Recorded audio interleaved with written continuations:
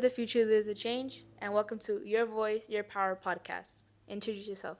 My name is Rocio Ortiz, and I'm co founder of Future Leaders of Change. Hello, everyone. My name is Santiago Torres, and I am also a co founder of the Future Leaders of Change. Hi, my name is Camila Torres, and I am part of Future Leaders of Change. Hello, my name is Africa Torres Martinez, and I am a part of Future Leaders of Change.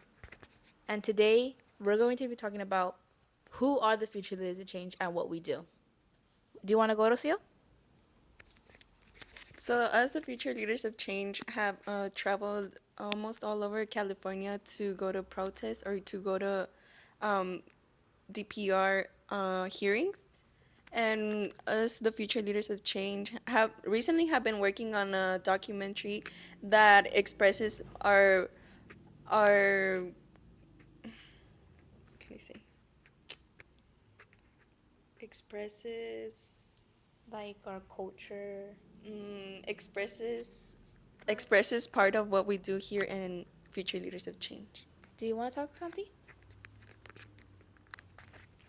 Um, this summer, we've gone to multiple different cities here throughout California. For example, we've gone to Turlock, we've gone to Shafter, we've also gone upstate to Sacramento. We overall, as the Future Leaders of Change, we do travel quite a lot. And so trust me, they're not short distances. It's like a 2 hour drive for each of those hearings that we travel to. Now we're going to talk about our documentaries. Me and Africa are doing a documentary about our grandpa. I don't know like the title yet, but Africa, do you want to talk more about it?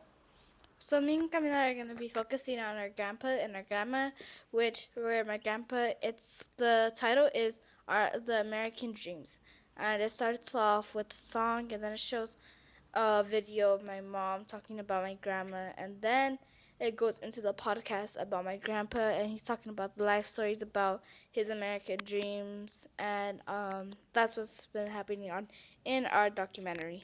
Not only are we talking about our documentary about our grandpa and our grandma, we're also talking about immigrants and people that came and immigrated over here to find an American dream, or supposedly how they say it, to find a better life for them, not only for them, but for generations that are coming up. What about you, Rocio?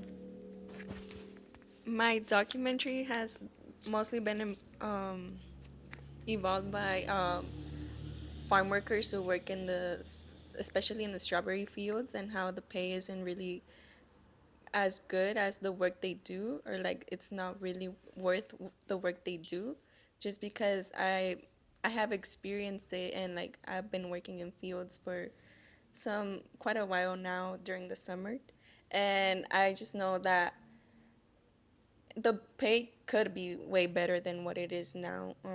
We get paid $1.95 per box, and I just think that, and when you go to the store, a basket of strawberries is easily more than $3, and I just think it's not really fair for farm workers to like really break their backs and like really be out there in the fields in the sun with crazy weather conditions. And I just want to bring notice to it, and also like let other people know about what's going on and what's really like affecting us. And I just want also farm workers to have a better pay, because it's gonna help them eventually with their families, with the stuff they need to pay, because we know the economy has been going up recently, and it's not going to go down. It's just going to keep going up and going up. And I think farm workers deserve better. And what's your documentary about, Santi? Me and my brother Victor Torres' documentary is called The Story of Us, which portrays basically how it says it, the story of us, the future leaders of change, and also the story of SAS members, Safe Active Schools, the basically the work we have done, not only us as Flock, but SAS as well, the meetings they've gone to, the meetings we all have attended together, how we all travel long distances together, we all go to hearings, basically all the work we do as a whole. And a quick question, what are the difficulties and the steps you have taken to make your documentary better, or steps that are harder to, um, how do you say it, complete? Yeah, well, since it is like my first time working with this type of things, like I really don't really work with technology or even making videos. It's been difficult to figure out like how to maybe insert the video from like my phone to the laptop, and it's been difficult to also understand how to lay out everything and like how to make it like powerful visually and like presentable also. And it's also been kind of hard to work with my partner since we do live in different um, cities now. And but I think it's gonna be a challenge for all of us, but I think we'll get through it. And what about you, something? Definitely, how Rocio said, some problems I have faced. Well, also myself, I am not very good with technology, and especially the editing softwares. It definitely takes quite some time, and definitely gives me a little bit of trouble on how to upload files that I will have to edit and make into a video.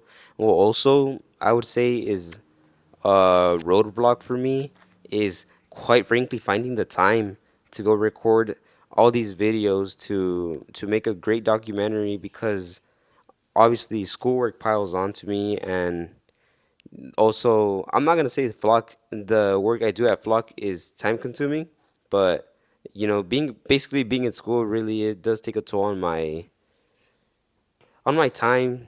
I would say on my schedule basically. So those are definitely some problems I have been facing. And how about you, Africa, since we work together? How about you go? The difficulties for me is that we we started um, interviewing my grandpa and taking pictures, but then we stopped, and now we have to edit all that together, and it's just hard. Thank God we have Vitor, like he did it for us. Credit to him. And we need to start interviewing more. Some difficulties were the person that we're focused to. We were gonna do a thing where it started off with my grandma and him in the grape fields, and then like an afternoon picture, just him by himself. But the day that he didn't have to do nothing, he said no. But it's kind of difficulties to plan the timing because you don't know what they have to do that day and what kind of stuff they're busy with. To finish it off, I want to tell you guys that in November we're going to be having a film festival, and we, the Future Leaders of Change and SAS, we would love for you guys to come join us and watch the documentaries we have put together, and it would really mean a lot to us. So, with that, I say bye. Bye.